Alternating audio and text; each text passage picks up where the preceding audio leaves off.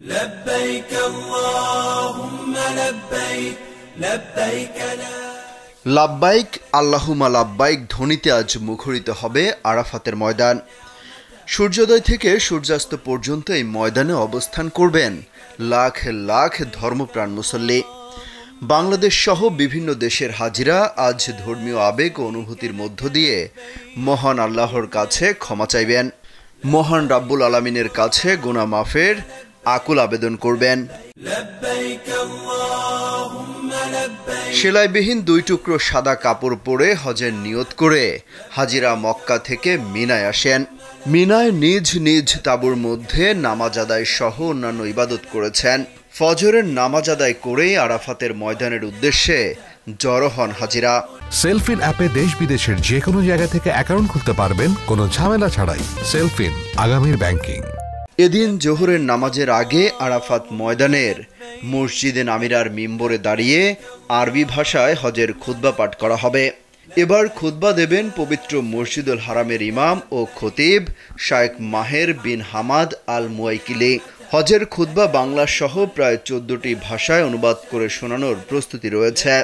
খুতবার পর মসজিদে নামিরায় সমবেত মুসলমানরা 1 আজান এবং 2 ইকামতে জোহর ও আসরের নামাজ একসঙ্গে জামাতে আদায় করবেন।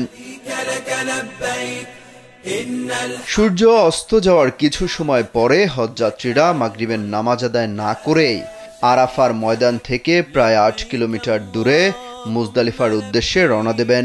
মুজদালিফায় গিয়ে এশার নামাজের সময় একসঙ্গে মাগরিব ও এশার নামাজ আদায়ের পর সেখানেই খোলা আকাশের নিচে বিস্তীর্ণ খোলা মাঠে রাত যাপন করবেন। এর আগে প্রতীকী শয়তানের উদ্দেশ্যে নিক্ষেপের জন্য তারা সেখান থেকে 70টি পাথর সংগ্রহ করবেন। এর পরের দিন হজযাত্রীরা ফজরের নামাজ আদায়ের পর সূর্যোদয়ের আগে কিছু সময় অবশ্যই মুজদালিফায় অবস্থান করবেন। এরপর তারা যাবেন মিনায়।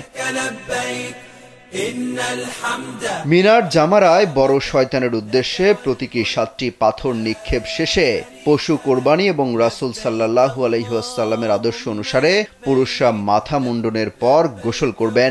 নারীরা চুলের অগ্রভাগ থেকে প্রায় 1 ইঞ্চি পরিমাণ চুল কাটবেন।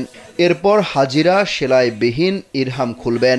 এরপর হাজিরা মিনা থেকে মক্কায় গিয়ে সুবহে সাদিকের পর থেকে কাবা শরীফ তাওয়াফ করবেন। কাবা শরীফের সামনের 2 পাহাড় সাফা ও মারওয়ায় 7 বার যাওয়া আসা করবেন। সেখান থেকে তারা আবার ফিরে যাবেন মিনায় নিজেদের তাঁবুতে।